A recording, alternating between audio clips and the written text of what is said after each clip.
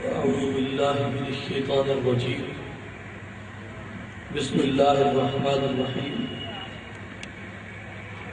يا أيها المدثر قم فأنذر وربك فكبر. صدق الله العظيم وصدق رسوله النبي الكريم. إن الله وملائكته يصلون على النبي يا أيها الذين آمنوا صلوا عليه وسلموا تسليما. الصلاة والسلام عليك يا سيدي يا رسول الله وعلى آلك وأصحابك يا حبيب الله يا محبوب الله یا محمد رسول اللہ صلی اللہ علیہ وسلم. انتہائی واجب الاحترام علماء کرام، مشائخ اعظام، معزز و محترم بھائیوں، بزرگوں، ساتھیوں، السلام علیکم ورحمۃ اللہ وبرکاتہ. سب سے پہلے آپ تمام بھائیوں اور بزرگوں کو رسالت مآب امام الانبیاء محمد رسول اللہ صلی اللہ علیہ وسلم کا جشن ولادت بہت بہت مبارک ہو. اور اس کے بعد میں آپ تمام احباب کا، آپ تمام تشریف لانے والوں کا تہ دل سے مشکور ہوں کہ آپ اصلاحی جماعت عالمی تنظیم العارفین دربار عالیہ حضرت سلطان باہو رحمۃ اللہ علیہ برانچ ضلع خوشاب کے کارکنان اور مبلغین اور صدور حضرات کی دعوت پر آج کی اس تقریب میں تشریف لائے. اور آپ جانتے ہیں کہ اس وقت الحمدللہ پوری دنیا میں، پاکستان میں، بیرون ممالک حضرت سلطان باہو رحمۃ اللہ علیہ کی خانقاہ عالیہ سے چل کر یہ جماعت، یہ تحریک، یہ تنظیم کتاب و سنت کے عملی پیغام کو عامت الناس کی رہنمائی کے لیے لے کے آگے بڑھ رہی ہے، تاکہ اس تحریک کی تکمیل ہو سکے جس تحریک کی ابتدا رسالت مآب امام الانبیاء محمد رسول اللہ صلی اللہ علیہ وسلم نے فرمائی.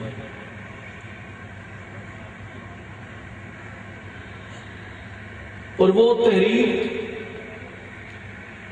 جو اللہ کے کم و بیش 1,24,000 انبیاء اور مرسلین نے اس دنیا میں چلائی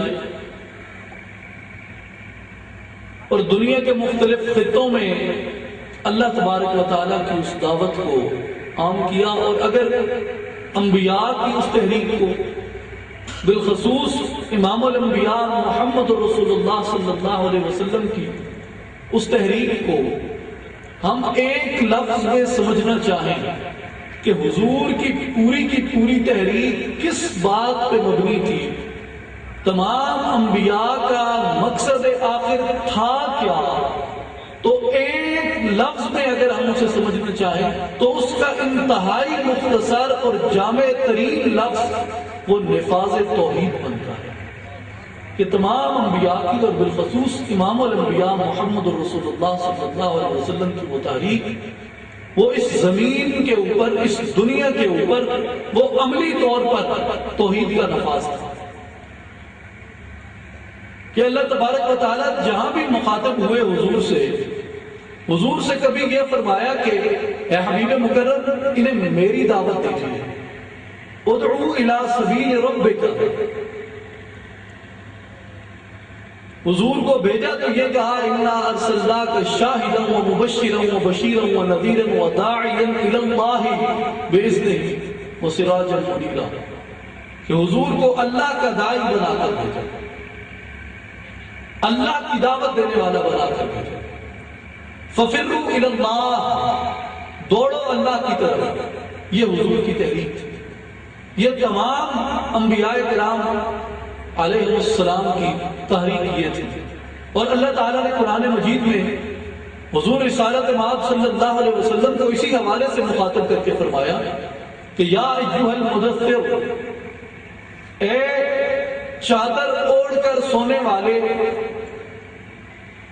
قم، اٹھیے، فانذر، یہ لوگ شرک میں، جہالت میں، گمراہی میں، اندھیروں میں ڈوبے ہوئے ہیں،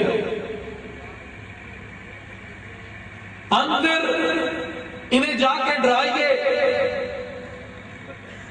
انہیں اللہ کا راستہ دکھائیے، انہیں صراط مستقیم دکھائیے،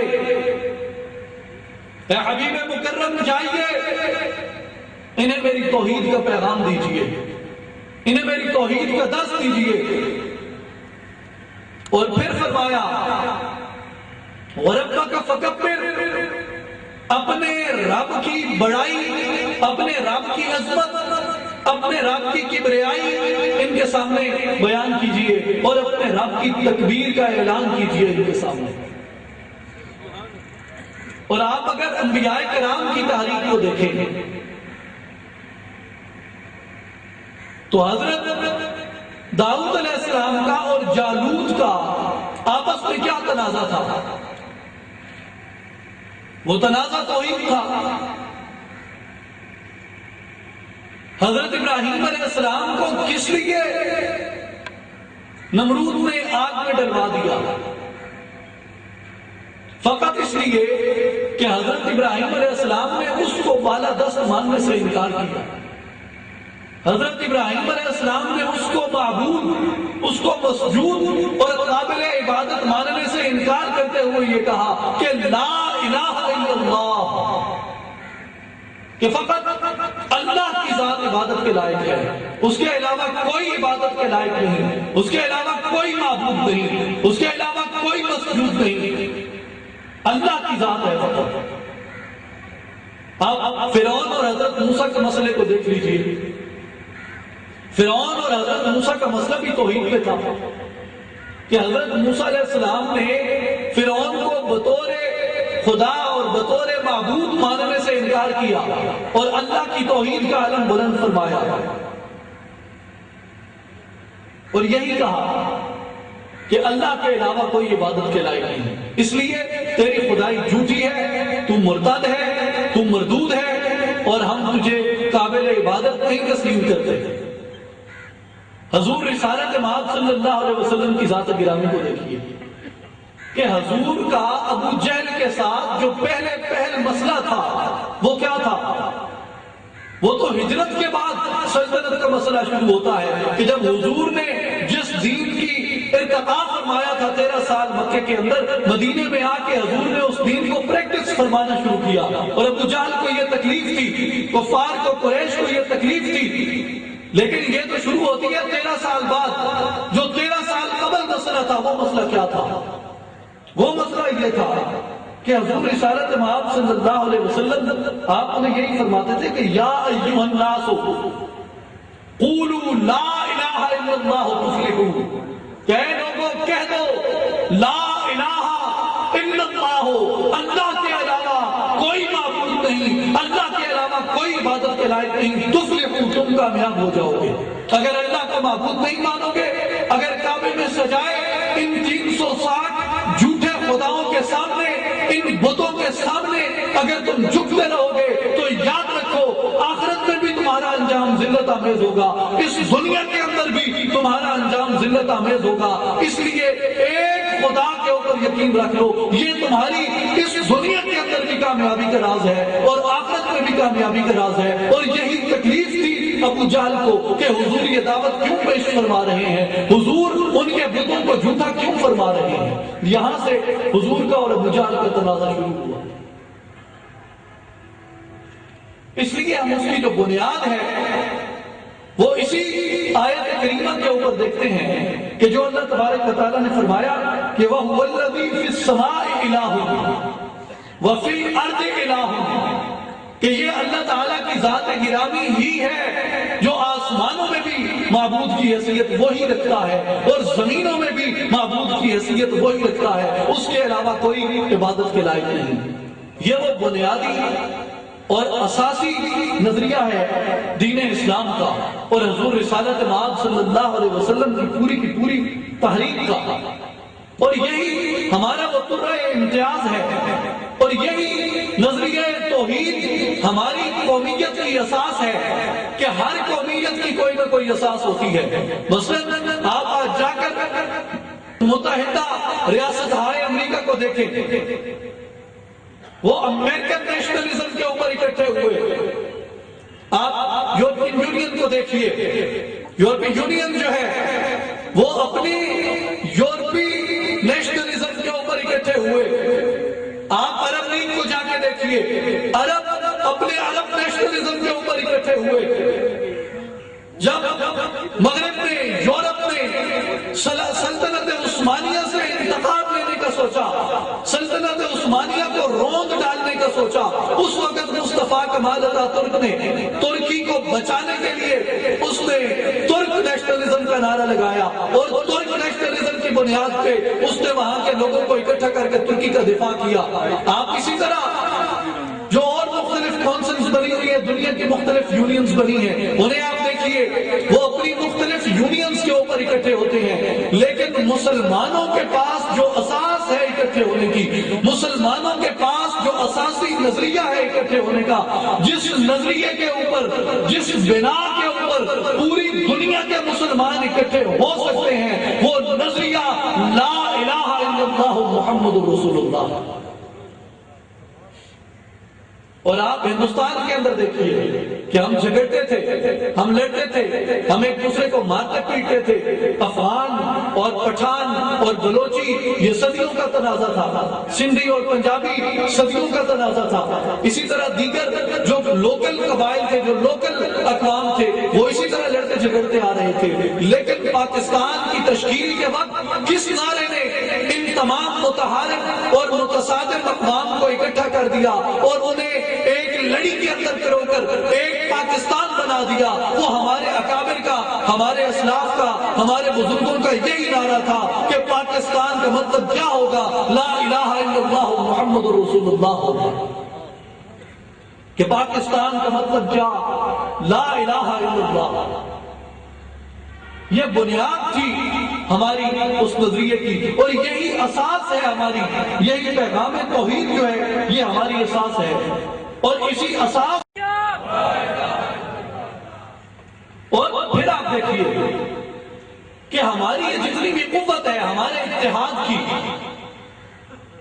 ہماری اس دنیا میں سربلندی کی، ہماری اس دنیا میں ترقی کی، وہ فقط اور فقط نعرہ اللہ اکبر سے ہے، وہ نعرہ تکبیر سے ہے، وہ اللہ کی عظمت، اللہ کی بڑائی سے ہے۔ اور حضور رسالت مآب صلی اللہ علیہ وسلم آپ اس دنیا میں تشریف لائے تو وہ دین جو 1,24,000 کم و بیش انبیاء کرام سے ہوتا ہوا، ارتقا پکڑتا ہوا، ترقی پاتا ہوا، جب حضور رسالت مآب صلی اللہ علیہ وسلم کی ذات گرامی میں پہنچا تو حضور رسالت مآب صلی اللہ علیہ وسلم نے خطبہ حجت الوداع جب ارشاد فرمایا تو اللہ کا یہ فرمان نازل ہوا، الیوم اکملت لکم دینکم، کہ آج کے دن ہم نے اس دین کی تکمیل کر دی ہے کہ جو دین اتنا سفر طے کرتے ہوئے آیا تھا، اور اس دین کی جو قوت ہے، اس دین کی جو اساس ہے، وہ اللہ تبارک و تعالیٰ اور بندے کے درمیان اسی تعلق کے اوپر ہے جس کو حضور نے نظریہ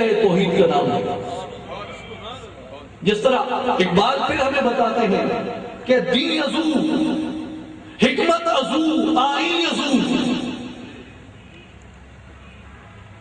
زور ازو، قوت ازو، تمکین ازو، کہ تمہارا دین لا الہ الا اللہ سے ہے، تمہارا آئین لا الہ الا اللہ سے ہے، تمہاری حکمت، تمہاری تدبیر، تمہارا تدبر، تمہارا وزڈم، تمہاری بصیرت، تمہاری بصارت، تمہارا ویژن، تمہاری جہاں بینی، تمہاری جہاں بانی، تمہاری جہانگیری، یہ جو کچھ بھی ہے یہ اسی نقطۂ لا الہ سے ہے۔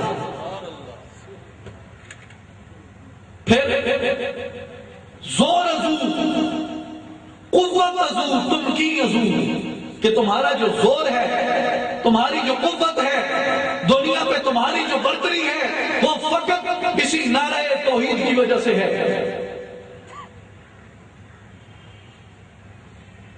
کہ کیسر اور کسرا کو جب ہلایا جا کے اللہ کے سپاہیوں نے، اللہ کے مجاہدوں نے، تو ان کا کیا نعرہ تھا کہ شرک کے نظام کو اس دنیا میں ہم نافذ نہیں رہنے دیں گے۔ حضور نے کہا کہ میرے بعد کوئی نبی نہیں ہوگا، حضور نے یہ بھی فرمایا کہ ہمارے بعد کوئی قوم نہیں ہوگی۔ حضور خاتم الانبیاء ہے، حضور خاتم النبیین ہے، حضور کی امت خاتم الاقوام ہے، اس کے بعد کوئی قوم نہیں آئی، کیوں کہ کوئی دین نہیں آیا۔ اور اس قوم کی قوت، اس قوم کی نصرت، اس قوم کی فتح وہ اسی نظریہ توحید کے اندر مضمر ہے۔ اور حضور رسالت مآب صلی اللہ علیہ وسلم کے پیغام کو اگر سمجھنا ہے، حضور رسالت مآب صلی اللہ علیہ وسلم کے مقام کو اگر سمجھنا ہے، تو وہ مقام توحید کو، شرف توحید کو سمجھے بغیر مقام مصطفیٰ سے آشنائی ممکن ہی نہیں ہے۔ کہ جب تک توحید کے اسرار نہیں کھلتے، جب تک لا الہ الا اللہ کا دل کے اوپر انکشاف نہیں ہوتا، اس وقت تک محمد الرسول اللہ سے شناسائی کا فرض مکمل ہی نہیں ہوتا۔ جس طرح حضرت علامہ ہمیں یہ بتاتے ہیں کہ ہر کے رمز مصطفیٰ فہمیدہ است، ہر کے رمز مصطفیٰ فہمیدہ است، شرک را در خوف مضمر دیدہ است، کہ جس نے بھی مقام مصطفیٰ صلی اللہ علیہ وسلم کو پہچان لیا، اور جس نے بھی مقام مصطفیٰ صلی اللہ علیہ وسلم کو پا لیا، اس نے جہاں بھی شرک کو دیکھا ہے، اس نے شرک کو لرزہ بر اندام اور کانپتے ہوئے اور تھرتھراتے ہوئے اور ڈرتے ہوئے دیکھا ہے۔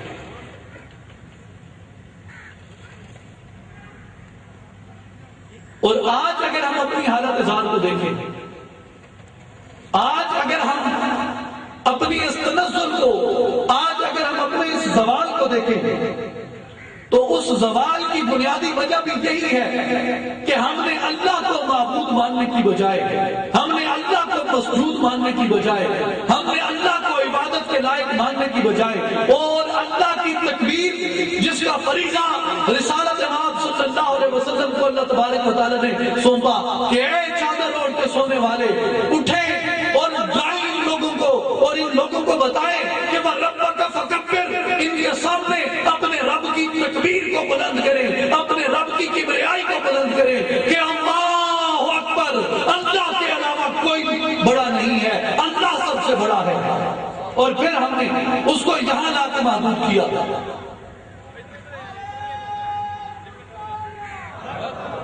پھر آپ دیکھیے کہ جو تکبیر حضور نے بلند فرمائی، ہم نے اس تکبیر کو کیسے محدود کیا؟ اللہ اکبر کا کیا معنی تھا؟ زور ازو، قوت ازو، تم کی ازو۔ اللہ اکبر، اللہ تو سب سے بڑا ہے،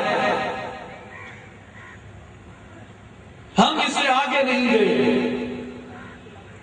کہ اس سے آگے اللہ اکبر کی کیا شرح ہے، اس سے آگے اللہ اکبر کا کیا مقام ہے۔ یہ تو ہم نے کہہ دیا اللہ اکبر، اللہ سب سے بڑا ہے۔ یہ تو آپ کسی کرسچن سے جا کر پوچھے کہے گا اللہ بڑا ہے۔ آپ کسی یہودی کو پوچھ لیں، کسی اہل کتاب مذہب کو آپ دیکھ لیں، وہ اللہ کی برتری کو، اللہ کی بڑائی کو وہ مانتے ہیں۔ آپ ہندوؤں میں چلے جائیں، وہ آپ کو بھگوان کی بڑائی کبھی بتا دیں گے۔ آپ بدھوں میں چلے جائیں، وہ بھی اپنے دیوتاؤں کی بڑائی کا آپ کو بتا دیں گے۔ لیکن اللہ اکبر اس سے آگے کیا سبق اختیار کرتا ہے؟ اللہ اکبر، اللہ سے بڑا کوئی نہیں۔ اللہ اکبر، اللہ کے نظام سے بڑا کوئی نظام نہیں۔ اللہ اکبر، اللہ کے قانون سے بڑا کوئی قانون نہیں۔ اللہ اکبر، اللہ کے آئین سے بڑا کوئی آئین نہیں۔ اللہ اکبر، اللہ کے دستور سے بڑا کوئی دستور نہیں۔ اللہ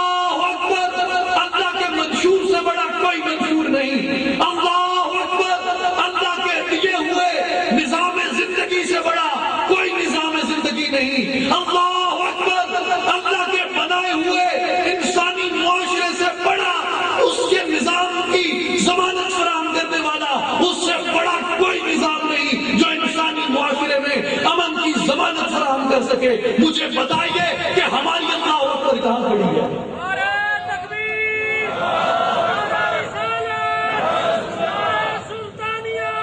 ہماری اللہ اکبر کہاں پہ کھڑی ہے؟ ہم نے اللہ اکبر کو کہاں پہ پہنچایا ہے؟ ہماری اذان کہاں پہ جاتی ہے؟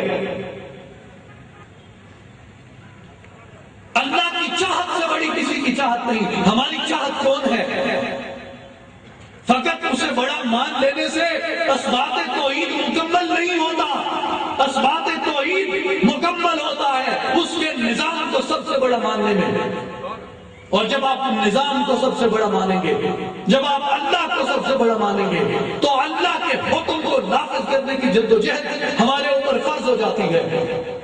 جب ہم اس کے نظام کو سب سے بڑا نظام مانیں گے، اس کے نظام کو اس زمین پہ نافذ کرنے کی جدوجہد ہمارے اوپر فرض ہو جاتی ہے۔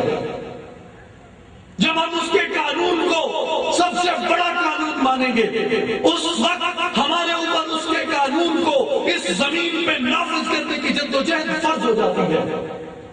جب ہم اس کے آئین کو ہر آئین سے بڑا مانیں گے، اس کے آئین کو اس زمین پہ فرض کرنے کی نافذ کرنے کی جدوجہد ہم پہ فرض ہو جاتی ہے۔ یہ وہ ایمان ہے جسے مومن کی جرأت کہا جاتا ہے، جسے مومن کی قوت کہا جاتا ہے۔ اور ہمارا المیہ یہ ہے کہ ہم جب مؤذن کو تلاش کرتے ہیں کہ جو آ کے حضور کی سنت کو ادا کرے، جو اللہ تبارک و تعالیٰ نے فرمایا کہ اے چادر اوڑھ کے سونے والے وَرَبَّكَ فَكَبِّرْ، اللہ کی تکبیر کو بلند کیجئے، تو ہم جب مؤذن ڈھونڈتے ہیں کہ کس طرح کا مؤذن ہمیں ملنا چاہیے، اچھا جی سستا بھی ہوئے تھوڑا دیا، سال نہیں بوری گن گھنے داڑیاں نہیں تے ازانہ دیتی رکھے پانچ ٹائم سکتے جی، تھوڑی جی سور بھی ہو۔ جب تکبیر کا، جب اذان کا فریضہ سونپتے ہوئے ہم اتنا غیر محتاط رویہ اختیار کریں گے تو مجھے بتائیے اس تکبیر میں کیا تاثیر ہوگی؟ اسی لیے اقبال نے ہمیں یہ کہا کہ پرواز ہے دونوں کی اسی ایک فضا میں، کرگس کا جہاں اور ہے شاہی کا جہاں اور، الفاظ و معانی میں تفاوت نہیں لیکن ملا کی اذان اور مجاہد کی اذان اور۔ ملا کی جو اذان ہے وہ یہیں تک ہوتی ہے کہ جس طرح دیگر مذاہب میں عبادت کے وقت لوگوں کو اکٹھا کرنے کے لیے مختلف طریقے اپنائے جاتے تھے، ہم نے بھی اذان کو انہی سے مستعار ایک طریقہ سمجھ لیا کہ جس طرح وہاں پہ گھنٹیاں بجائی جاتی ہیں مندر میں اور کہیں تنبورہ بجایا جاتا ہے، تو ہمارا بھی مؤذن چبوترے پہ چڑھ جائے گا، آپ لاؤڈ سپیکر آ گئے ہیں تو لوگ اسے الارم سمجھیں گے اور اسے گھنٹی سمجھ کے وہاں پہ اکٹھے ہو جائیں گے۔ جب ہمارا تصور اذان کے متعلق، توحید کے متعلق یہ قائم ہو گیا، ہماری اس توحید کے اندر، ہماری اس اذان کے اندر تاثیر کیا واقع ہوگی؟ وہ تاثیر تقاضا کرتی ہے ہمیں اس کے باطن کی گہرائی میں اترنے کا۔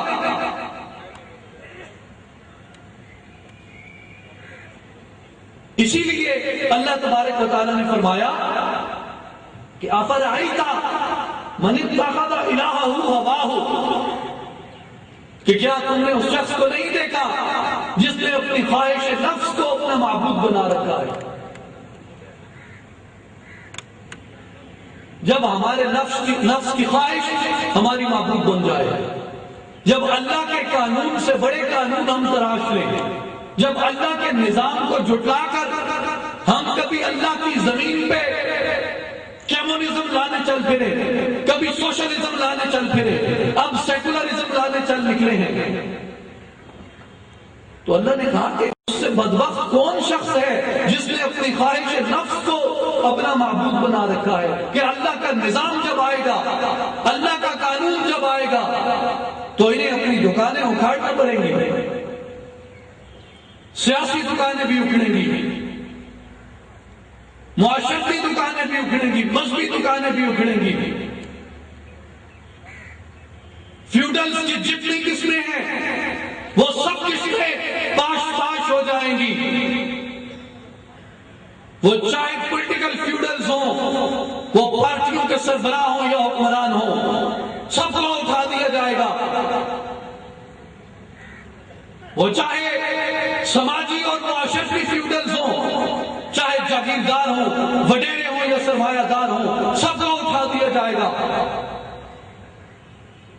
اگر اللہ کا قانون آتا ہے، کیوں اللہ کے قانون کی نگاہ میں سب بطور انسان اور بنی نوع انسان اور ابن آدم ہونے کے ناطے سب برابر ہیں، کوئی امتیاز نہیں، کوئی تفریق نہیں. یہ بت ہم نے تراشے ہیں، ہمارے قرآن نے یہ نہیں بتایا، رسول کی سنت نے یہ نہیں بتایا، اللہ کے دین نے یہ نہیں بتایا. وہ چاہے مذہبی بت ہوں، وہ سب اکھاڑ دیے جائیں گے، سب پاش کر دیے جائیں گے. اور یہی ہماری وہ قوت تھی، یہی ہمارے زوال کا آج بھی موجب ہے کہ ہم اپنی اس بنیاد سے، ہم اپنی اس اساس سے، اپنی اس بنیادی نظریے سے جو ہماری قوت کا، ہمارے زور کا باعث تھا، ہم اس سے منحرف ہوئے اور اس کی روح میں اترنے کی زحمت ہم نے گوارا نہ کی، اور رسمی کلامی اس کے ساتھ ہم اپنی بات چیت کو آگے بڑھاتے رہے.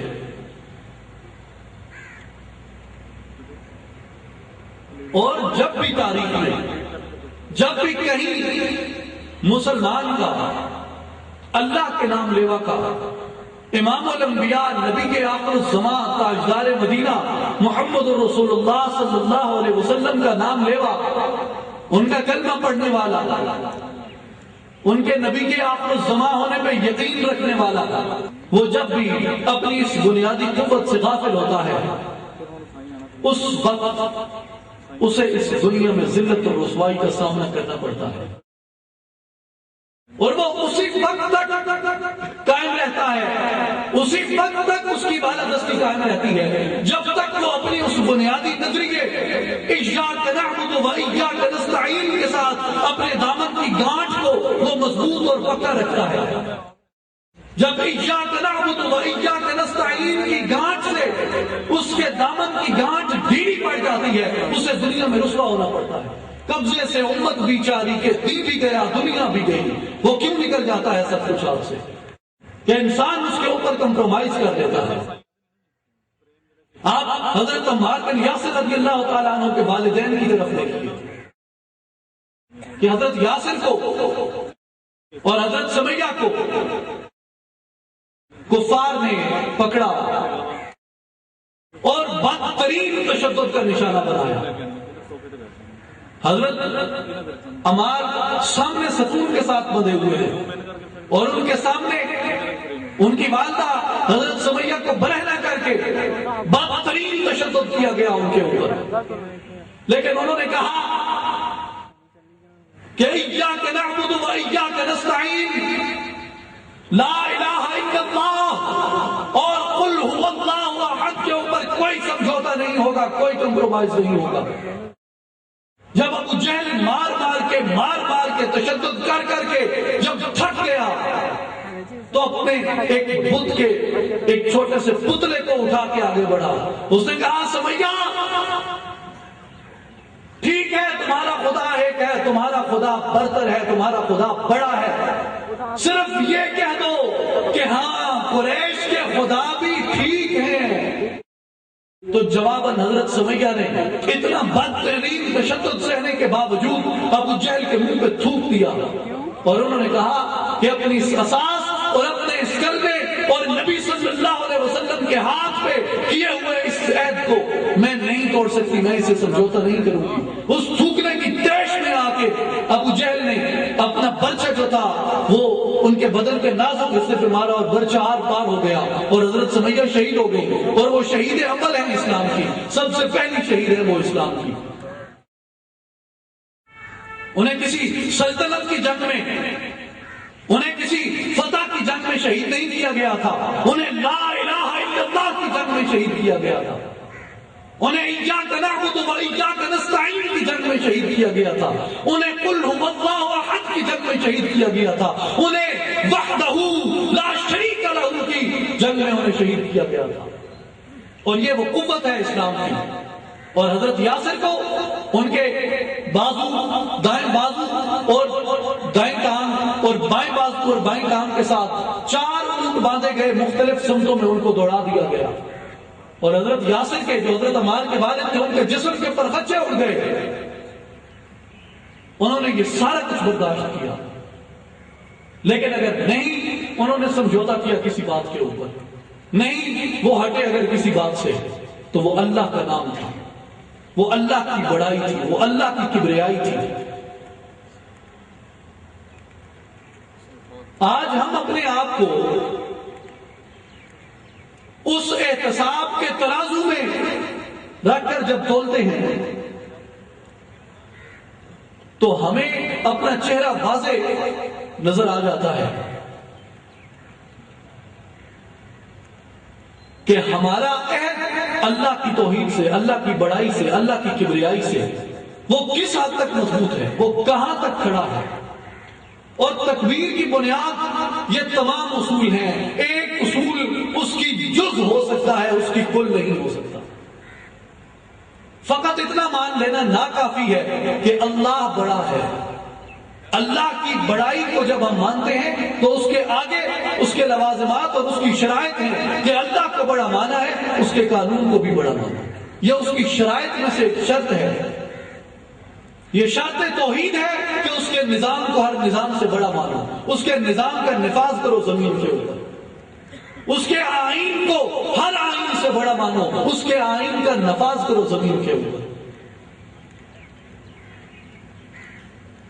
اس کے دستور کو ہر دستور سے بڑا مانو، اس کے دستور کا نفاذ کرو اس زمین کے اوپر۔ یہ توحید کی ان بنیادی شرائط میں سے ہے۔ اور حضرت عمر فاروق رضی اللہ تعالیٰ عنہ کے قول کے مطابق ہم یہ اپنا اندازہ لگا سکتے ہیں کہ حضرت عمر نے فرمایا کہ اپنا احتساب کر لو اس سے پہلے کہ تمہارا حساب کیا جائے، اپنے اعمال کا وزن کر لو اس سے پہلے کہ تمہارے اعمال کو اللہ کے ترازو میں رکھ دیا جائے۔ آج ہم اسی دوراہے پہ کھڑے ہیں۔ ہمیں کسی جذباتیت میں جانے کی ضرورت نہیں، ہمیں کسی لمبی چوڑی فکری فلسفیانہ اور منطقیانہ بحث میں جانے کی ضرورت نہیں۔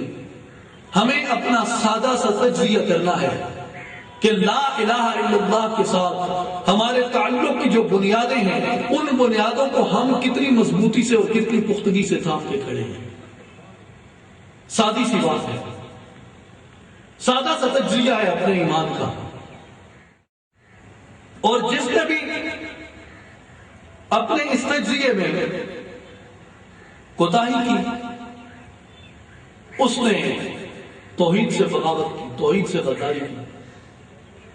اور جس نے اپنے اس تجزیے کو پورے حقائق اور پوری حقیقت اور پوری دلجمعی اور پوری یکسوئی کے ساتھ دیکھا، اس نے اللہ کی توحید کے ساتھ اپنے عہد میں وفا کی۔ آپ مجھے جواب دے نہیں ہیں، آپ کسی ملا مولوی کو بھی جواب دے نہیں ہیں، آپ صرف 3 جگہوں پہ جواب دے ہیں۔ اپنے ضمیر کے سامنے جواب دے ہیں،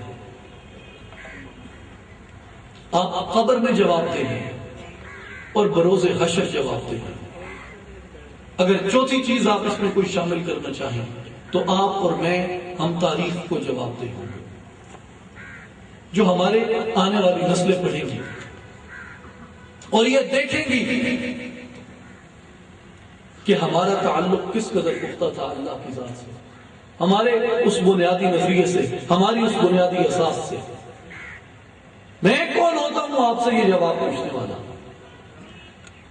میرے پاس کوئی اختیار نہیں کہ یہاں کھڑا کر کے میں پوچھوں ہاں بھائی تمہارا کیا تعلق ہے توحید سے، یا آپ سے ہاتھ کھڑے کرواؤں کہ کون کون اس کے لیے آگے بڑھے گا۔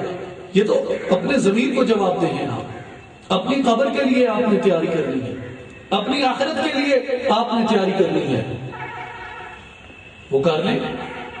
اگر آپ سمجھتے ہیں کہ اس پہ سمجھوتا کر کے، توحید کی شرائط پہ سمجھوتا کر کے آپ اللہ کو منا لیں گے تو بسم اللہ جاری رکھیے اسے۔ لیکن اگر ہمیں یہ شبہ ہے، اگر ہمیں یہ خوف ہے کہ توحید کی بنیادی شرائط پہ سمجھوتا کر کے ہم قبر میں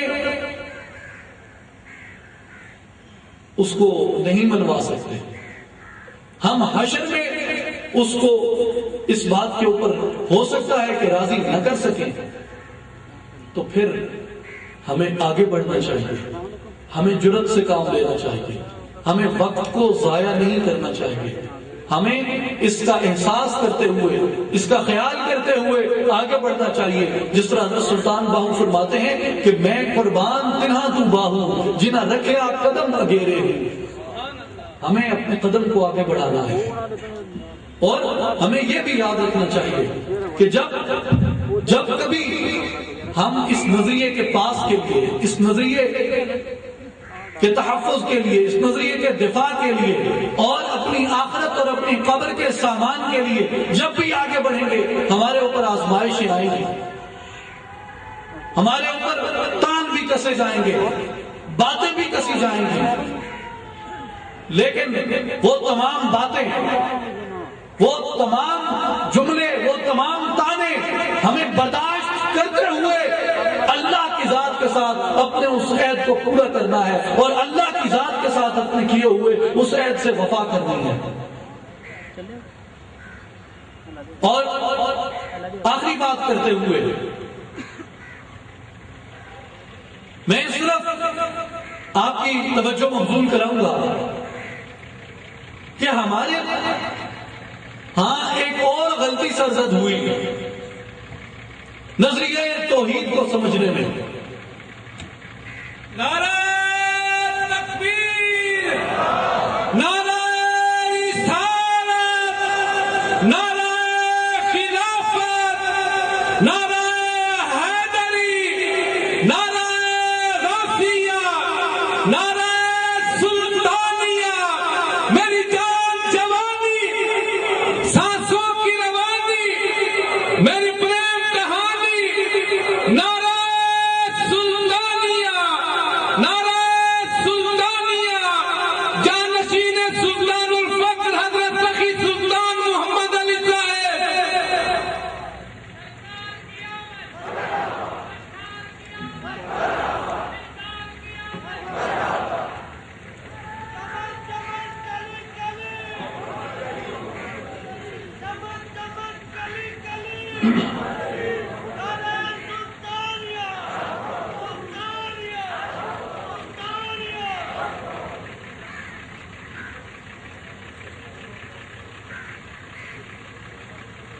ہماری خوش بختی اور خوش نصیبی ہے کہ جانشین سلطان الفقر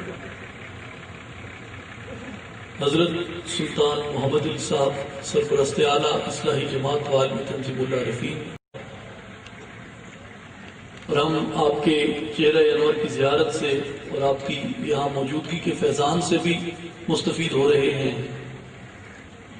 اور بقول مولانا رومی رحمۃ اللہ علیہ کہ یک زمانہ صحبت باولیا بہتر از 100 سال طاعت بیریا۔ میں عرض یہ کہہ رہا تھا کہ ہم سے ایک اور جو غلطی سرزد ہوئی کہ ہم نے توحید کو صرف ایک مذہبی قوت کے طور تک محدود کر دیا، اور فقط ایک مذہبی جذبے کے طور پہ لیا، اور توحید کی جو روح ہمیں حضور رسالت مآب صلی اللہ علیہ وسلم کے صحابہ کرام رضوان اللہ علیہم اجمعین میں نظر آتی ہے، اس روح کو ہم نہ سمجھے۔ ہمارے اکابر اور اسلاف نے جو روح اپنائی تھی، ہم اس روح کو نہ سمجھ سکے، اور وہ روح یہ تھی کہ انہوں نے ایک مذہبی جذبے سے، ایک مذہبی نظریے سے، ایک مذہبی قوت سے بڑھ کر انہوں نے توحید کو ایک ثقافتی اور ایک تمدنی قوت کے طور پہ لیا،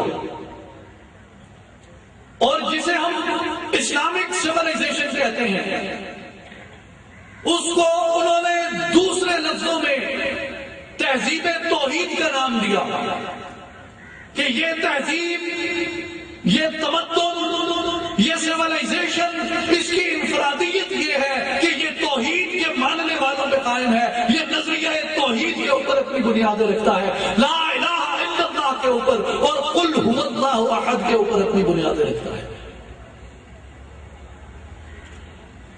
اور لوگ ایک واقعے کو بڑی اجنبی نظر سے لیتے ہیں اور اس کے اوپر وہ مغرب کی طرف سے ایک متعصبانہ رویے کو اور مغرب کی متعصبانہ رائے کو، مغرب کے متعصبانہ موقف کو قبول کرتے ہیں، لیکن در حقیقت وہ واقعہ کچھ اس طرح ہے۔ یہاں پہ جو معرکہ ہوا رانا سانگا اور ظہیر الدین بابر کا، کہ بابر جب کابل سے اترا تو یہ تاریخی حقائق اس کے اوپر موجود ہیں کہ بابر کو کچھ سفارتوں کے ذریعے اکسایا گیا تھا، جس کا ذکر خود بابر نے اپنی تو اس کے بابری میں کیا ہے، اور وہ ابراہیم لودھی کو شکست دینے کے لیے دلی پہ حملہ آور ہوا۔ ابراہیم لودھی کو شکست جب اس نے دی تو اس کی طرف سفارتیں بھیجنے والوں کا خیال یہ تھا کہ بابر لوٹ مار کرنے آیا ہے محمود غزنوی کی طرح، یہ لوٹ مار کرے گا اور واپس چلا جائے گا، اس کا فائدہ ہمیں یہ ہوگا کہ دلی میں ابراہیم لودھی کی حکومت کا خاتمہ ہو جائے گا اور وہاں پہ پھر ہندو راج قائم ہو جائے گا، اور اس کے لیے راجپوتوں نے جو اس وقت وہاں ہندو تھے جنوبی ہند کے، انہوں نے اس کے اوپر قبضے کی سکیم بنائی۔ اور بابر جب یہاں پہ آیا تو بابر کو دلی پسند آئی، اس نے دلی کے اوپر آ کے مستقل قبضے کا اور مستقل ڈیرہ جمانے کا سوچ لیا اور اپنے قدم جما دیا۔ تو اس وقت ہندوؤں نے یہ کہا کہ ہم تو یہ سمجھے تھے کہ یہ بھی غزنوی کی طرح لوٹ مار کرے گا اور واپس چلا جائے گا، لہذا اسے واپس بھگانا چاہیے۔ اور انہوں نے جو اپنی قوت مجتمع کی ہوئی تھی کہ بابر کے چلے جانے کے بعد اور مرے ہوئے لودھی کی مری ہوئی سلطنت کے اوپر آ کے ہم قابض ہو جائیں گے، انہوں نے اپنی اسی قوت کو بابر کے خلاف استعمال کرنے کا فیصلہ کیا، اور بڑا خونریز مارکا ہوا، اور نتیجہ بابر کو اس مارکے میں شکست ہو گئی۔ جب بابر کو اس مارکے میں شکست ہوئی، ابھی اس نے لودھی سے جنگ لڑی تھی، اوپر اس کے ساتھ ہندوؤں کے ساتھ ٹکراؤ ہوا، اس کی پوری فوج ڈی مورلائز ہو گئی، اور بابر کے جو سردار تھے وہ اس کے قریب آئے اور انہوں نے آ کے کہا کہ ہمیں واپس کابل چلے جانا چاہیے اور تیاری کر کے پھر اگلے سال ہم واپس آئیں گے۔ یہاں پہ بابر کو احساس ہوتا ہے کہ میں نے کیا کیا اور سازش کیا تھی اور سفارت کیوں بھیجی گئی، اور اب یہاں پہ مسلمانوں کے مستقبل سے بننے کیا جا رہا ہے، مسلمانوں کے مستقبل کا ہونے کیا جا رہا ہے۔ وہ یہ ساری سازش سمجھ گیا، یہ سارا گیم پلان سمجھ گیا کہ اب مجھے بلایا گیا، یہاں پہ سفارتیں بھیجی گئی کہ لودھی کے خلاف ہم تمہاری حمایت کریں گے، میں نے لوٹ مار کی، ابراہیم لودھی کو قتل کر دیا، اور اب اگر میں یہاں سے واپس چلا جاتا ہوں تو یہاں پہ ہندو قابض ہو جائیں گے، اور یہ وہی زمانہ تھا جب اسپین میں اور فلپائن میں مسلمانوں کو شکست ہوئی تھی، اور اسپین میں مسلمانوں کا نام و نشان تک مٹا دیا گیا، اور فلپائن میں مسلمانوں کی اٹھتی ہوئی تحریک کو دبا کے شدید ترین قتل عام کیا گیا وہاں پہ مسلمانوں کا۔ بابر اس بین الاقوامی تناظر میں اس سازش کو سمجھ گیا کہ ہندوستان میں بھی مسلمانوں کا وہی حشر ہونے جا رہا ہے جو اسپین میں حشر ہوا تھا، اور ہندوؤں کی اور ان راجاؤں کی یہی سازش تھی جس کے نظر میں آ کے پھنس گیا تھا، اور اب نتیجہ یہ نکلا ہے کہ ان کی سازش کامیاب ہوئی ہے اور مجھے واپس کابل جانا ہوگا۔ اور بابر یہ سمجھنا تھا کہ ایک مرتبہ واپس چلا گیا اگلے سال تک معلوم نہیں یہاں پہ مسلمان باقی بچیں گے بھی یا نہیں بچیں گے. تو بابر نے ایک تاریخی فیصلہ کیا، اور یہ وہی فیصلہ ہے جو نیزے کی طرح مغرب کے دل میں چھپا ہوا ہے، ہندوؤں کے دل میں چھپا ہوا ہے. آج تک بابر کے فیصلہ، بابر کا یہ نیزہ ان کے کلیجے سے نہیں نکلا. اسی لیے اس فیصلے کو متنازع بنا کر ہمیں کہا جاتا ہے نہ تم اسلام نہ لے کے تھے حکومت کر رہی تھے، حکومت نہ کی تھی. نہیں، یہ بین الاقوامی تناظر تھا. فلپائن میں دیکھیں وہی زمانہ تھا، اسپین میں دیکھیں وہی زمانہ تھا. ہندوستان میں اس وقت اگر بابر پستہ ہو جاتا تو آج آپ یہاں پہ نہ بیٹھے ہوتے، آج پاکستان کا یہ وجود نہ ہوتا، آج یہاں پہ اللہ کے نام لیوا نہ ہوتے. بابر نے اپنے سرداروں کو اکٹھا کیا، اس نے کہا جتنے مٹکے ہیں شراب کے اس میدان میں رکھ دیے جائیں. میدان میں رکھوا کے اس نے کہا کہ ان مٹکوں کو توڑ دو، آگ لگا دو اس شراب کو. جو سامان تعیش لیے پھرتے ہو اپنے ساتھ، آگ لگا دو اسے یہاں پہ. جو تمورے اور ڈھول اور دفے لیے پھرتے ہو، آگ لگا دو یہاں پہ. پہلے یہ جنگ بابر کے لیے تھی، لیکن اب یہ جنگ ہندوستان کے اندر بقائے اسلام کی جنگ ہے اور بقائے توحید کی جنگ ہے. اور پھر وہی شکست خوردہ فوج، وہی زخمی فوج وہ ہندوؤں کے خلاف برسر پیکار ہوئی، اور بابر کو اللہ تبارک و تعالیٰ نے اپنے دین کے نام کے اوپر تاریخی عزت عطا فرمائی اور تاریخی فتح عطا فرمائی. نعرہ تکبیر، نعرہ رسالت، نعرہ حیدری، نعرہ سلطانیہ، اصلاحی جماعت. اس لیے ہم سے یہ غلطی ہوئی ہے کہ ہم نے توحید کو ایک تمدنی، ایک تہذیبی، ایک ثقافتی قوت کے طور پہ نہیں لیا، ہم نے اسے مذہبی جذبے تک محدود کر دیا. جبکہ آپ تحریک پاکستان میں دیکھیں، تحریک پاکستان کی بنیاد ہی یہی تھی. میں اس کی تفصیل میں گئے بغیر اپنے موضوع پہ قائم رہوں گا، لیکن میرے جو نوجوان بھائی یہاں پہ بیٹھے ہیں جنہیں یونیورسٹیز میں اور کالجز میں تانا دیا جاتا ہے کہ قائد سیکولر پاکستان چاہتے تھے، قائد سیکولر پاکستان چاہتے تھے، آپ مطالعہ کیجئے میرے نوجوان بھائیوں اور ساتھیوں. فیصلہ آپ نے کرنا ہے، میں فیصلہ ثابت نہیں کروں گا. قائد اعظم نے جو 23 مارچ 1940 کو جہاں آج مینار پاکستان ہے یہاں پہ جو خطاب کیا تھا، اس آپ اوریجنل تقریر کے اس مسودے کو آپ دیکھ لیں کہ انہوں نے کیا کہا تھا کہ جن دو قوموں کی تہذیب الگ الگ ہے، جن کی ثقافت الگ ہے، جن کی رسومات الگ ہیں، ایک قوم کا ہیرو دوسری قوم کا دشمن ہے، ایک قوم کا دشمن دوسری قوم کا ہیرو ہے. ہمارے خدا، ہماری عبادت، ہمارے سجدے آپس میں نہیں ملتے، ہم کس طریقے سے ایک ملک کے اندر اکٹھے رہ جائیں. یہ اساس تھی پاکستان کی تحریک کی، یہ بنیاد تھی لا الہ الا اللہ محمد رسول اللہ پاکستان کی تحریک کا. اور حضور رسالت محمد صلی اللہ علیہ وسلم نے آپ نے یہی بار بار یہی تنبیہ کی، بار بار یہی حکم دیا کہ تخلقوا باخلاق اللہ، اپنے آپ کو اللہ کے اخلاق سے متخلق کر لو، اللہ کی صفات سے متصف کر لو اپنے آپ کو. توحید کے اندر ڈوب جاؤ، توحید میں فنا ہو جاؤ، توحید کو اپنے اوپر عملی طور پہ نافذ کر لو، تاکہ اس زمانے میں جب مومن چلے تو وہ اللہ کی برہان کے طور پہ چلے. ہر لحظہ ہے مومن کی نئی آن نئی شان، گفتار میں، کردار میں اللہ کی برہان. تخلقوا باخلاق اللہ، اللہ کے اخلاق سے متخلق ہو جاؤ، اس کی توحید میں موحد ہو جاؤ. حضرت ابو ذر غفاری رضی اللہ تعالیٰ عنہ کو حضور رسالت مآب صلی اللہ علیہ وسلم نے فرمایا کہ یا ابا ذر تمشی وحدک فاللہ تعالیٰ فی السماء فرد وانت فی الارض کن فردا. کہ اے ابو ذر، اللہ آسمانوں میں اکیلا ہے، تو زمینوں میں اکیلا ہو جا، اور اللہ کی سنت کو پورا کرتے ہوئے تو زمین کے اوپر اکیلا چلا جا. حضور نے اپنے صحابہ کو، حضور نے اپنے رفقا کو توحید کے اس عملی جوہر میں ڈلنے کا پیغام دیا.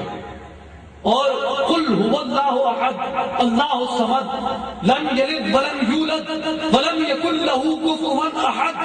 لیکن سورہ اخلاص کی جو تفسیر ہماری امت کے حکیم اور ہماری امت کے نبض شناس حضرت علامہ اقبال نے کی ہے، اس تفسیر کی اپنی روح اور اس تفسیر کا ایک عملی جو مزہ ہے مومن کی زندگی اور مسلمان کی زندگی کے اندر، وہ دیگر تفاسیر میں آپ کو اس طرح سے نظر نہیں آئے گا جس طرح سے سورہ اخلاص کی وہ تفسیر حضرت علامہ اقبال رحمۃ اللہ علیہ نے پیش کی ہے. اور حضرت علامہ اقبال رحمۃ اللہ علیہ یہ اپنا ایک خواب کا واقعہ بیان فرماتے ہیں کہ من شب صدیق را دیدم بخواب، گل ز خاک راہ او چیدم بخواب. اقبال فرماتے ہیں کہ مجھے خواب میں امیر المومنین سیدنا صدیق اکبر رضی اللہ تعالیٰ عنہ کی زیارت نصیب ہوئی. گل ز خاک راہ او چیدم بخواب، میں نے خواب کے عالم میں سیدنا ابو بکر صدیق رضی اللہ تعالیٰ عنہ کے قدموں سے ان کی رحمت کے کچھ پھول اٹھا لیے. ہمت او ملت او کشت ملت راج ابر، کہ حضرت ابو بکر کی جو ہمت ہے وہ ملت کے وجود کے اوپر ایک رحمت کے بادل کی طرح ہے. ثانی اسلام و غار و بدر و قبر، کہ حضرت ابو بکر صدیق رضی اللہ تعالیٰ عنہ کی شخصیت وہ شخصیت ہے کہ جو رسالت مآب صلی اللہ علیہ وسلم کے بعد اس امت کے اوپر خلیفہ مقرر ہوئے اور خلیفہ عقل کی حیثیت سے اس مسند کے اوپر براجمان ہوئے، اور حضور کے ساتھ انہیں قبر نصیب ہوئی، حضور کے ساتھ وہ بدر میں بھی تھے. اور جب غار ثور میں حضور رسالت مآب صلی اللہ علیہ وسلم مشکل کی اس گھڑی میں تھے تو بھی سیدنا صدیق اکبر وہ ہستی تھے جو حضور رسالت مآب صلی اللہ علیہ وسلم کی معیت میں تھے. گفتمش اے خاصہ اے خاصان عشق، عشق تو سر مطلع دیوان عشق. میں نے عرض کی اے امیر المومنین، اے خاصہ اے خاصان عشق اور اے دفتر دیوان عشق کے سر مطلع، دیوان عشق کے پہلے مصرے، پختہ دستر اساس کارما. اے امیر المومنین، آپ کے ہاتھ سے ہماری ملت کی اساس اور ہماری ملت کی بنیاد مضبوط ہوئی. چارہ فرما پے آزار ماں. اے امیر المومنین، آج یہ ملت اندھیروں میں ڈوب گئی ہے، آج یہ ملت یہ تاریکیوں میں ڈوب گئی ہے. آج سامراج اور استعمار اس پہ مسلط ہے. آج ہماری خون ریزی کی جاتی ہے دنیا میں، ہمیں مار کے، ہمارا خون بہا کے، ہمارے ملیا میٹ کر کے، ہمارے جنازے نکال کر بھی پھر بھی ہمیں یہ کہا جاتا ہے کہ تم ہی دہشت گرد ہو، تم ہی انتہا پسند ہو. ہمیں کبھی القاعدہ کا، کبھی پین اسلامزم کا تانا دیا جاتا ہے. اے امیر المومنین، ہماری مدد فرمائیے، ہماری اصلاح فرمائیے، ہمارے اس درد کا چارہ بیان کیجئے کہ ہم کیا کریں، ہمارے ساتھ کیا ہو گیا ہے. تو علامہ کہتے ہیں کہ خواب کے عالم میں گفت تاکہ در حوث پردی اسیر. حضرت ابو بکر صدیق نے فرمایا اے اقبال، تمہیں کس نے حوث کا اسیر بنا دیا؟ اس طرف اشارہ ہے جو میں نے کہا اللہ کی وہ فرمان کہ اس بدبخت کو بھی دیکھو جس نے اپنی خواہش نفس کو اپنا معبود بنا رکھا ہے، اپنی حوث کو اپنا معبود بنا رکھا ہے. حضرت ابو بکر نے فرمایا کہ تجھے کس نے حوث کا قیدی بنا دیا؟ آب و تاب از سورہ اخلاص گیر. اگر تو اپنے اس مسئلے کا حل چاہتا ہے، اگر تو ظلمت اور تاریکی کے اس دور سے نجات چاہتا ہے، تو تجھے اپنی رہنمائی سورہ اخلاص سے لینی چاہیے. سورہ اخلاص میں تیرے اس درد کا چارہ ہے. پھر اقبال پوچھتے ہیں کہ امیر المومنین ارشاد فرمائیے سورہ اخلاص میں ہمارے لیے کیا لکھا گیا ہے؟ تو حضرت ابو بکر صدیق نے الگ الگ یہ آیات تلاوت فرمائی کہ قل هو اللہ احد، اللہ ایک ہے. سبق حاصل کر سکتے ہیں؟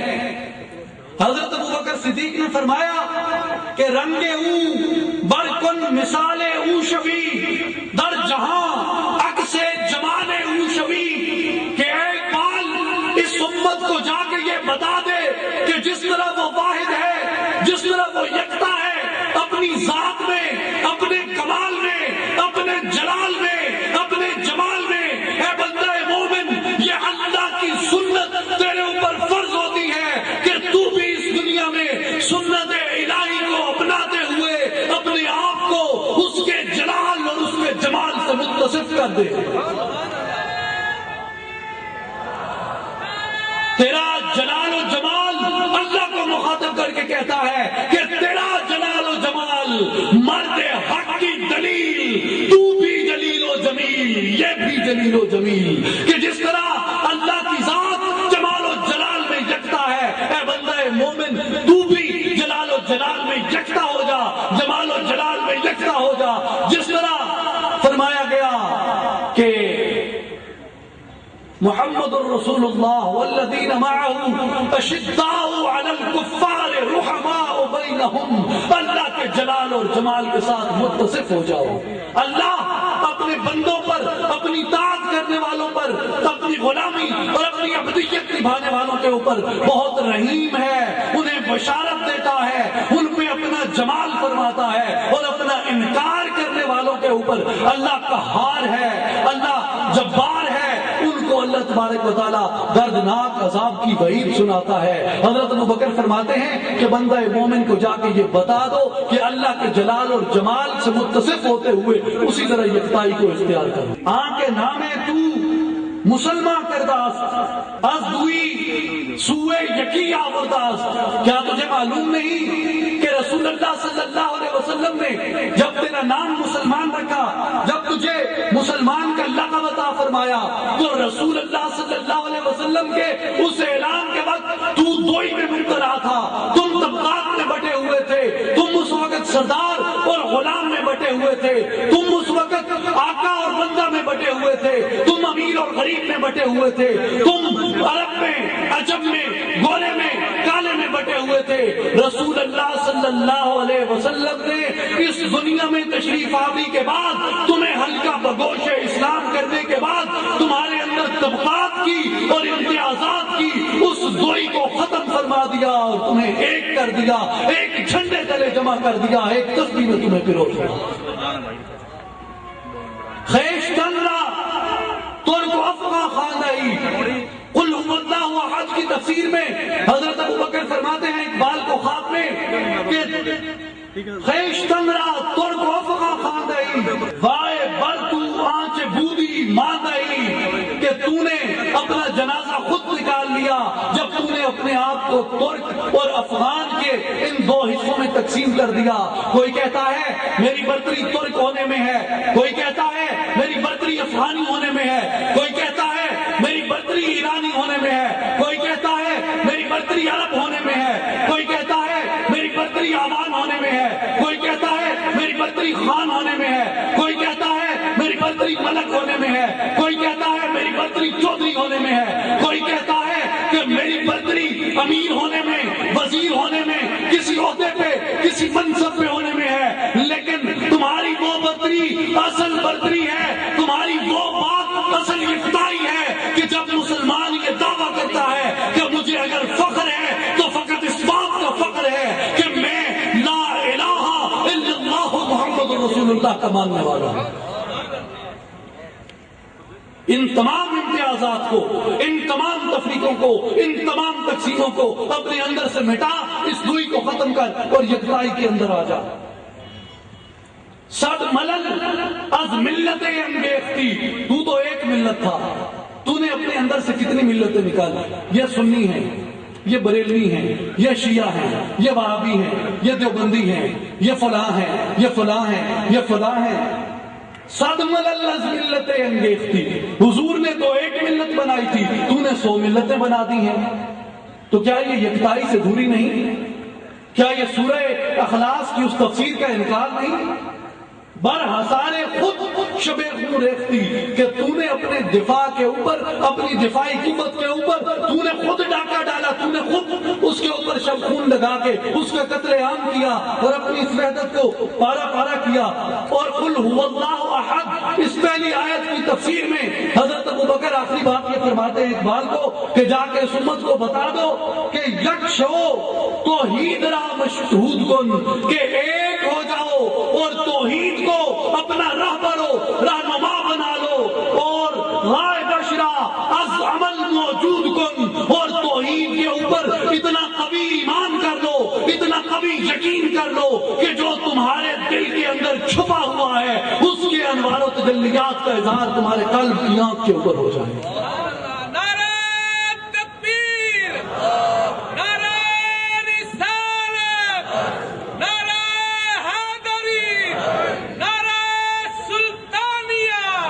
اور پھر کہا اللہ الصمد، اللہ بے نیاز ہے.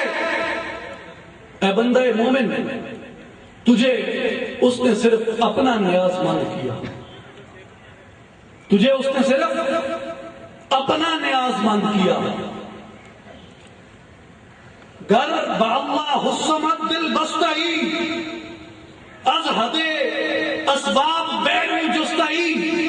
جب تو اللہ الصمد کو مان لیتا ہے، جب تو بے نیاز کو مان لیتا ہے، جب اس کی بے نیازی کے اوپر تو یقین رکھتا ہے، تو یہ جان لے کہ تیرا اس بے نیاز سے تعلق قائم ہو گیا ہے. اب تو اسباب کا محتاج نہیں رہا، تو مسبب الاسباب کا محتاج ہے. اگر اسباب کا محتاج ہوگا تو اللہ الصمد سے تیرا وہ رشتہ ٹوٹ جائے گا. اور یہی بات مومن کی وہ تقویت ہے کہ مومن اسباب کا محتاج نہیں ہوتا. مومن اہل دنیا کا، مومن منصب کا، مومن مرتبے کا، مومن قوت کا محتاج نہیں ہوتا، بلکہ ان ہر چیزوں سے وہ بے نیاز ہو جاتا ہے، وہ لا یحتاج ہو جاتا ہے. کیوں کہ کسی کا محتاج نہ ہونا یہ اللہ کی صفت ہے، اور ایک اللہ کی صفت سے متصف ہوتے ہوئے مومن اللہ کا نیاز مند ہو کے باقی پوری دنیا سے اپنی نیاز کا رشتہ توڑ دیتا ہے. ہمت ہو اگر تو ڈھونڈ وہ فقر جس فقر کی اصل ہے حجازی، اس فقر سے آدمی میں پیدا اللہ کی شان بے نیازی. اسی لیے حضور رسالت مآب صلی اللہ علیہ وسلم نے فرمایا الفقر لا یحتاج، فقر کسی کا محتاج نہیں ہے، فقر کو کسی چیز کی احتیاج نہیں ہے. اور حضرت سلطان باؤ رحمۃ اللہ علیہ فرماتے ہیں لا یحتاج جنہاں نو ہویا فقر تنہاں نو سارا ہوں، نظر جنہاں دی کیمیا ہوئے او کیوں مارن پارا ہوں. یہ مقام ہے مومن کا کہ وہ اللہ کی صمدیت کے رنگ میں رنگا جاتا ہے. اور جب مومن اللہ کی صمدیت کے رنگ میں رنگا جاتا ہے، اللہ کی صمدیت کو اپنا لیتا ہے، اللہ کی سنت کو اپنا لیتا ہے، کفار سے، مشرکین سے، ان سے وہ اپنی حاجت مندی کو ختم کر دیتا ہے، تو پھر مومن میں بھی یہ وصف پیدا ہو جاتا ہے. اور مومن بھی تعجب سے یہ پوچھتا ہے کہ کہاں سے تو نے اے اقبال سیکھی ہے یہ درویشی کہ چرچا بادشاہوں میں ہے تیری بے نیازی کا. پھر مومن کی بے نیازی کے چرچے ہونے لگتے ہیں جب وہ اللہ کی بے نیازی کے رنگ میں اپنے آپ کو رنگ دیتا ہے. تخلقو بے اخلاق اللہ ہو جاتا ہے، اللہ کی صفات سے اپنے آپ کو متصف کر دیتا ہے. بندہ حق، بندہ اسباب نیست. اللہ کا بندہ اسباب کا بندہ نہیں ہوتا. اللہ کا بندہ اسباب کا بندہ نہیں ہوتا. یا وہ بندہ حق ہوگا یا بندہ اسباب ہوگا. مسلم ہستی بے نیاز از غیر شو. حضرت ابوبکر فرماتے ہیں کہ اقبال جاؤ اپنی اس امت کو بتا دو کہ اگر اللہ کے بندے ہو تو غیروں سے بے نیاز ہو جاؤ. اہل عالم راز سراپا خیر شو، اور پوری دنیا کے لیے تم اپنی اس سمدیت کو اپناتے ہوئے تم خیر کا منبع بن جاؤ. آج آپ دیکھیے کہ لوکل سطح پہ، ملکی سطح پہ، بین الاقوامی سطح پہ ہم جس بدترین غلامی کا شکار ہیں، تیل نہیں ہے جی، فلاں سے ہماری تیل کی حاجت ہے، پیسے نہیں ہیں جی، ملک کو چلانا ہے، فلاں سے ہماری پیسے کی حاجت ہے۔ اغیار کے سامنے ہم نے اپنے خون کو بیچا، اپنے بچوں کو بیچا، اپنی عزتوں کو بیچا، اپنی عزتوں کو فروخت کیا، اور جن عزتوں کو ہم نے فروخت کیا ان عزتوں کو 80 سال کی سزائے عمر کی قیدیں دی گئیں، بدترین انسانی تشدد کا نشانہ بنایا گیا انہیں۔ کیوں؟ اس لیے ہمیں یہ سزا ملی کہ ہم بندہ حق بننے کی بجائے بندہ اسباب بن گئے، اللہ پہ یقین رکھنے کی بجائے ہم نے دنیا کی مختلف طاقتوں پہ یقین رکھا۔ اور یہ بنیادی بات ہے، یہ بنیادی وصف ہے، اور یہ مومن کی بنیادی علامات سے ہے کہ وہ ہر چیز سے بے نیاز ہو جاتا ہے، اسے کسی بادشاہ کی یا کسی طاقت کے اسے کوئی خوف کوئی خطر نہیں ہوتا، وہ ہر حال میں اس سے بے نیاز ہوتا ہے۔ اور یہی آگے چلتے ہوئے علامہ نے اسی اللہ الصمد کے ضمن میں ہارون الرشید، خلیفہ ہارون الرشید اور حضرت امام مالک، ان کا ایک واقعہ بیان کیا ہے کہ خلیفہ ہارون الرشید مدینہ منورہ آئے، حضرت امام مالک رحمۃ اللہ علیہ آپ وہاں پہ درس حدیث ارشاد فرما رہے تھے، تو خلیفہ ہارون الرشید نے کہا کہ آپ یہاں بیٹھے ہیں مدینہ میں،